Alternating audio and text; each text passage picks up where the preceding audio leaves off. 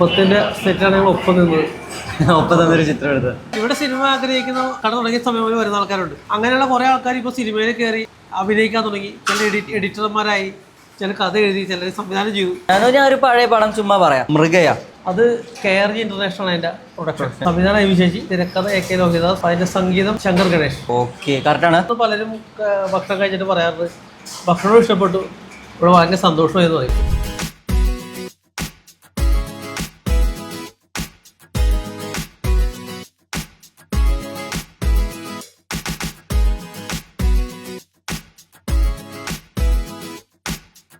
സിനിമയെ സ്നേഹിക്കുന്നവർക്ക് ഒരു ചായയും കുടിച്ച് സിനിമാ കഥകൾ പറഞ്ഞിരിക്കാൻ കൊച്ചിയിൽ ഇതിൽ നല്ലൊരു സ്പോട്ട് ഉണ്ടാവില്ല.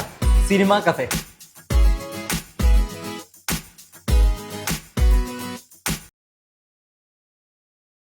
ഓരോ ടേബിൾക്കും ഓരോ സിനിമയുടെ പേരുകൾ, 2020, ബാംഗ്ലൂർ ഡേയ്സ്, അമരം. ഈ ഒരു ഐഡിയയിലേക്ക് എങ്ങനെയാ വന്നത്? ഒരു കഫേ തുടങ്ങണമെന്ന് ഒരു ആഗ്രഹം ഉണ്ടായിരുന്നു. അപ്പോൾ ഞങ്ങളിങ്ങനെ ചർച്ച ചെയ്ത സമയത്ത് എൻ്റെ ആഗ്രഹം നല്ല ഹെൽത്തി ഫുഡ് കൊടുക്കണം, മായം കലരാത്ത നല്ല ഭക്ഷണം കൊടുക്കണം.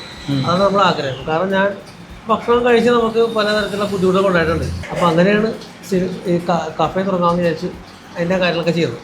എൻ്റെ കൂട്ടുകാരൻ പറഞ്ഞത് സിനിമയോട് ഇത്ര ഇഷ്ടമുള്ള ആളല്ലേ, അപ്പോൾ നമുക്ക് ആ രീതിയിലൊരു കഫേ തുടങ്ങിയാൽ പോലെ എന്ന് പുള്ളിയാണ് റെക്കമെൻഡ് ചെയ്തത്. ഇഷ്ടം മാറ്റി വയ്ക്കാതല്ലേ? അപ്പോൾ അത് വെക്കാൻ പറഞ്ഞു. അപ്പോൾ ശരിയാണല്ലോ, അത് നല്ലൊരു ആശയം ചെയ്തു. അപ്പോഴാണ് സിനിമ കഫേ എന്ന പേര് വരുന്നത്. ഇനി ഇങ്ങനെയൊക്കെ ആയെന്ന് പറയുന്നത് അതിന് ശേഷമാണ്. ആദ്യം പോസ്റ്ററൊക്കെ ഒട്ടിച്ചു. അപ്പോൾ എല്ലാം പോയി കളക്ട് ചെയ്ത പോസ്റ്ററൊക്കെ എനിക്ക് കിട്ടി. അപ്പോൾ എല്ലാ 6 പോസ്റ്ററുകൾ ഒട്ടിച്ചു. ഇവിടെ കാണാം, ഈ ടേബിളിൽ നിറച്ച സിനിമകളാണ്. ഇവിടെ ഒന്ന് വേണമെങ്കിൽ കുറേ പടങ്ങൾ കാണാൻ വേണ്ടി സെലക്ട് ചെയ്യാം. അപ്പോൾ അതുപോലെ പണ്ട് CD കടയിൽ പോയി അതുപോലെ അപ്പോൾ അങ്ങനെ ഇവിടെ വെറുതെ ഇരിക്കുമ്പോഴേ വന്ന് ചായ കുടിക്കാൻ ഇരിക്കുന്ന സമയത്ത് വെയിറ്റ് ചെയ്യണ്ടേ, ആ സമയത്ത് കുറേ സമയം സിനിമകളൊക്കെ പരിചയപ്പെടാനാണ് ഇങ്ങനെ വെച്ചത്. മലയാളം മാത്രമല്ല അത് വെച്ചത്, തമിഴുണ്ട്. ഇവിടെ വരുന്ന കസ്റ്റമേഴ്സിൽ കുറേ പേര് ഹിന്ദിക്കാരും തമിഴ്ക്കാരും ഒക്കെ ഉണ്ട്. അപ്പോൾ അവർ പഴയ ഹിന്ദി സിനിമകളും പഴയ തമിഴ് സിനിമകളൊക്കെ MGR മൂവീസ് അല്ലേ? MGR മൂവീസ് ഉണ്ട്, MGR ചിത്രങ്ങളും ഉണ്ട്, എല്ലാം ഉണ്ട്, ശിവാജിയുടെ ചിത്രങ്ങളുണ്ട്. അപ്പോൾ പഴയ കാലഘട്ടവും പുതിയ കാലഘട്ടമൊക്കെ മിക്സ് ചെയ്ത് കുറേ സിനിമ. അതിനുശേഷമാണ് പ്രൊഡക്ഷൻ എഡിറ്റിംഗ് റൂമിൽ കിച്ചൺ കൊടുക്കാൻ ഒരു ചിന്ത വന്നത്. അപ്പോൾ ഇതാണ് ഡിസ്ട്രിബ്യൂഷൻ അല്ലേ? ഭക്ഷണം ഇവിടെ വെച്ചിട്ടാണ് നമ്മൾ ഇവിടെ നിന്നാണ് ടേബിളിലേക്ക് കൊടുക്കുന്നത്. സിനിമ ഇവിടെ നിന്നാണ് എത്തിക്കേണ്ടത്. അപ്പോൾ ഇവിടെ നിന്ന് അതിന് നമുക്ക് ഡിസ്ട്രിബ്യൂഷൻ എന്ന പേര് കൊടുക്കുക. അത് ഏറ്റവും കൃത്യമായ പേരായിരിക്കും, കറക്റ്റായിട്ട് കൊടുത്തു. പിന്നെ അടുത്തുള്ളത് എഡിറ്റിംഗ് റൂം, പ്രൊഡക്ഷൻ ഫുഡിന്റെ പ്രൊഡക്ഷൻ എല്ലാം ഇവിടെ ആയതുകൊണ്ട് അല്ലേ? അവിടെ ആയതുകൊണ്ട് അതിന് നമുക്ക് പ്രൊഡക്ഷൻ എഡിറ്റിംഗ് റൂം എന്നുള്ള പേര് കൊടുക്കും. പിന്നെ ആളുകൾ പൈസ തരാൻ വരുന്ന സ്ഥലമാണല്ലോ ഇത്. അതെ, നമ്മുടെ സിനിമ കളക്ഷനാണ്. ഓഫീസ് ആക്കി. പിന്നെ നമ്മൾ തിയേറ്ററിലൊക്കെ കാണുന്ന ഒരു പ്രത്യേകത എക്സിറ്റ് ഒരു ബോർഡാണ്. എക്സിറ്റ് ബോർഡ് പുറത്തേക്ക്. ഇവിടുത്തെ ഇന്റീരിയറിൽ ചെയ്തു വെച്ച കാര്യമാണ്. ക്ലാബ് ബോർഡ് ഉണ്ട്, പഴയ നമ്മുടെ ഫിലിം അല്ലേ? അതെ, എല്ലാം ഉണ്ട്. ഇതൊക്കെ എവിടെ നിന്നൊക്കെ കളക്ട് ചെയ്തേ? ഫിലിമൊക്കെ എടപ്പള്ളി വനിതാ തിയേറ്ററിൽ പോയിട്ടാണ്. അത് ആ തിയേറ്റർ പുതിയതാക്കുന്നതിന് മുമ്പ് ഒരു പഴയ തിയേറ്റർ ഉണ്ടായിരുന്നു. അവിടെ ചെന്നപ്പോൾ അവിടെ നിന്നൊരു ഫിലിം റോള് കിട്ടി. അപ്പോൾ അതെടുത്ത് അവിടെ വെച്ചു. അതിലെ ഫിലിമിന്റെ പെട്ടി കിട്ടി.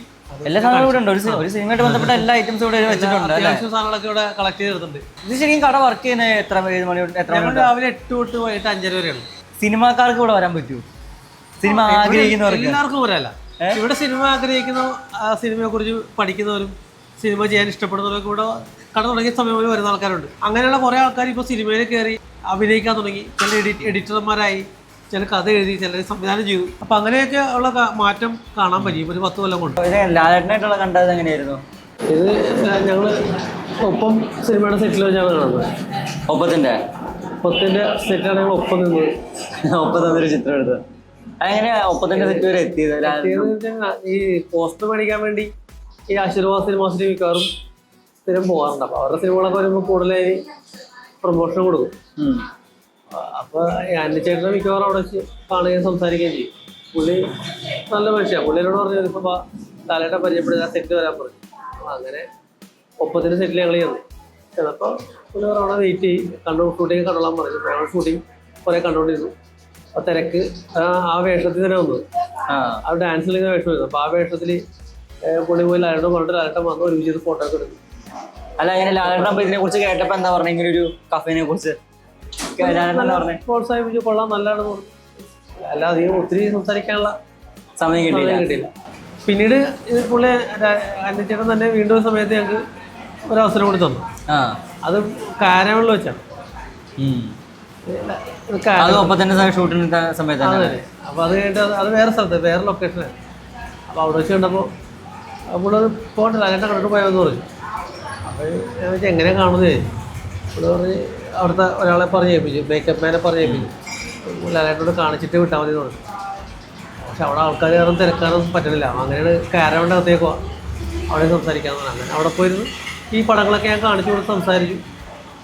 ഇങ്ങനൊരു ആശയത്തിലാണ് സിനിമ കഫേ ചെയ്യുന്നതെന്നൊക്കെ പറഞ്ഞു. സിനിമ എന്ന് പറഞ്ഞാൽ നമുക്ക് ഏറ്റവും ഇഷ്ടമുള്ള എന്റർടൈൻമെന്റ് ആണ്. ഭക്ഷണം നമുക്ക് ഏറ്റവും ഇഷ്ടമുള്ളൊരു ഇതാ മാത്രം അത്യാവശ്യമാണ്. ഇത് രണ്ടും കൂടി ബ്ലെൻഡ് ആയി കഴിഞ്ഞാൽ ഒന്നിച്ച് കിട്ടി കഴിയുമ്പോൾ പ്രത്യേക സ്വാദല്ലേ. അതെ, അപ്പോൾ ഇവിടെ വന്ന് പലരും ഭക്ഷണം കഴിച്ചിട്ട് പറയാറുണ്ട് ഭക്ഷണം ഇഷ്ടപ്പെട്ടു, ഇവിടെ ഭയങ്കര സന്തോഷമായെന്ന് പറയും. പലരും ഫോട്ടോ എടുക്കും. അവർ ഫോട്ടോ എടുത്താലേ പ്രത്യേകം. ഇപ്പം നിങ്ങളിവിടെ ഒന്ന് ഫോട്ടോ എടുക്കണമെങ്കിൽ ഇപ്പം നിങ്ങൾക്ക് അറിയാം, നിങ്ങൾ വന്ന സമയം ബെറോസ് റൈഫിൾ ക്ലബ്ബ് അതിൻ്റെ ഫോട്ടോകൾ കാണുന്നത് ആ ഒരു കാലഘട്ടത്തിൽ നിങ്ങൾ വന്ന സമയം ഏതാ നിങ്ങൾക്ക് അറിയാൻ പറ്റും. ഇവിടെ വന്നിപ്പോ രക്ഷപ്പെട്ടിട്ടുള്ള ചേട്ടനെ ഏറ്റവും ഇഷ്ടമുള്ള സിനിമ ആരാ? നീരജ് മാധവ് ഒക്കെ തുടങ്ങിയ സമയത്ത് അദ്ദേഹം ഇവിടെ വരുമായിരുന്നു, ഞങ്ങളോടൊപ്പം നല്ല കമ്പനിയായിരുന്നു. പിന്നെ അദ്ദേഹം ഇവിടെ പോയി. അപ്പോൾ ആ സമയത്ത് മിക്കവാറും ഞങ്ങളുടെ അടുത്ത് വരുമായിരുന്നു. ആ സമയത്ത് ഇവിടെ തുടക്ക കാലഘട്ടം. പിന്നെ അതിനുശേഷം പുള്ളി നല്ല ഉയർന്നു പോയി. അത് വളരെ സന്തോഷമുള്ള കാര്യമാണ്. ഒരു അരുൺ എന്ന് പറയുന്ന അരുൺ രാഘവ് ഇവിടെ വന്നിരിക്കുമ്പോൾ എനിക്കൊരു സിനിമാക്കാരനാണെന്ന് ആഗ്രഹമെന്ന് പുള്ളി അവരോട് പറഞ്ഞിട്ടുണ്ട്. ഇന്ന് അദ്ദേഹം ഒരു സിനിമാക്കാരനാണ്, കാരണം എഡിറ്ററാണ്. ഒരു പല സിനിമകളിലെ എഡിറ്റിംഗ് ചെയ്യാൻ പുള്ളി കഴിഞ്ഞിട്ടുണ്ട്. അതുപോലെ കുറേ ചെറിയ റോളുകളൊക്കെ അഭിനയിച്ച ആൾക്കാരുണ്ട്. എനിക്ക് നമ്മുടെ പണ്ട് ശ്രീനിവാസൻ സാറൊക്കെ പറയുന്ന മദ്രാസിലെ ലോഡ്ജിൽ ഒരു മുറി കടന്ന് ഇതേപോലെ നമുക്ക് കൊച്ചിയിലെ ഒരു സിനിമ കഫേ അല്ലേ? അതെ. അത് ചേട്ടൻ ഇത്രയും വലിയ സിനിമ പ്രേമിയായിട്ട് ചേട്ടൻ അത് സിനിമയിലൊന്നും ട്രൈ ചെയ്ത് നോക്കണം എന്ന് തോന്നാത്ത? സിനിമ ഇഷ്ടപ്പെടുന്നതും സിനിമയിൽ അഭിനയിക്കുന്നതും അല്ലെങ്കിൽ സിനിമയിൽ പ്രവർത്തിക്കുന്നതും രണ്ടാണെന്ന് എനിക്ക് തോന്നുന്നത്. ഒരു സിനിമയെക്കുറിച്ച് പണ്ട് എഴുതി കണ്ടാൽ അതപ്പോൾ തന്നെ മനസ്സിലേക്ക് കയറും. സിനിമ പറഞ്ഞാൽ പഠിക്കുന്നതാണ് അത്രയും കയറിയിട്ടില്ല. നമുക്കൊന്ന് ടെസ്റ്റ് ചെയ്ത് നോക്കണം. ഞാനൊരു പഴയ പടം ചുമ്മാ പറയാം. തുറുപ്പുകുല ജോണി ആന്റണിയുടെ സിനിമയാണ്. ഡയറക്ടർ ജോണി ആന്റണിയാണ്. ഉദയകൃഷ്ണ CBK തോമസ് ആണ് അതിൻ്റെ എഴുത്ത്. ശരിയാണ്. ആവനാഴി എനിക്ക് തോന്നുന്നു ലിബർട്ടി ഫിലിംസ് ആണോ അത് പ്രൊഡക്ഷൻ. ലിബർട്ടി. അതിൻ്റെ സംവിധാനം ഐവിശേഷി, അതിൻ്റെ തിരക്കഥ T ദാമോദരൻ, സംഗീതം ശ്യാം. ഓക്കെ, കറക്റ്റാണ്. മൃഗയ അത് KRG ഇന്റർനാഷണൽ അതിൻ്റെ പ്രൊഡക്ഷൻ. KG രാജഗോപാൽ KRG അവരാണ് അതിൻ്റെ പ്രൊഡക്ഷൻ. അതിൻ്റെ സംവിധാനം ഐവിശേഷി, അതിൻ്റെ തിരക്കഥ AK ലോഹിദാസ്, അതിൻ്റെ സംഗീതം ശങ്കർ ഗണേഷ്. ശരിയാണ്. അത്രയുള്ള അതിൻ്റെ ഓർമ്മകൾ പറഞ്ഞു. ശരി, ഞാനൊരു ചോദ്യം അവിടെ എഴുതിയിടാറുണ്ട്. ഈ പ്രാവശ്യം കിടക്കുന്ന ചോദ്യം MT വാസുദേവൻ ഗാനരംഗം നിർവഹിച്ചു ചെയ്തത്. സീരിയസ്ലി? സീരിയസ്, അതല്ല ചോദ്യം ഇട്ടേക്കുന്നത്. ഗൂഗിള് അല്ല. അപ്പൊ ഇതിന് കറക്റ്റായിട്ട് ഉത്തരം പറയുന്നവർക്ക് എന്താ സമ്മാനം?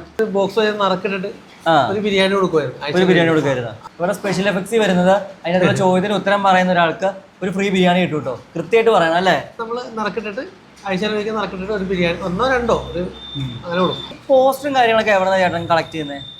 പോസ്റ്റർ കൂടുതൽ തിയേറ്ററിൽ നിന്നാണ് കളക്ട് ചെയ്യുന്നത്. തിയേറ്ററിൽ എല്ലാവരും പരിചയം ഇപ്പോൾ ഇത്ര വർഷമില്ലേ, അപ്പോൾ അവർ നമുക്കത് പോസ്റ്റർ തരും എന്ന് ചോദിച്ചാൽ. ഇപ്പൊ സിനിമ കഫേ എന്ന് പറഞ്ഞാൽ പുതിയ പോസ്റ്റർ തരും. അത് എല്ലാവരും നമുക്കറിയാലോ. പിന്നെ എറണാകുളത്തുള്ള എല്ലാവർക്കും സിനിമ കഫേ ഒരു ട്രേഡ് മാർക്കായിട്ട് മാറട്ടെ നമുക്ക് ചെയ്യാം. അല്ല, അവർ ഭക്ഷണം കഴിക്കാനാണ് വരേണ്ടത്.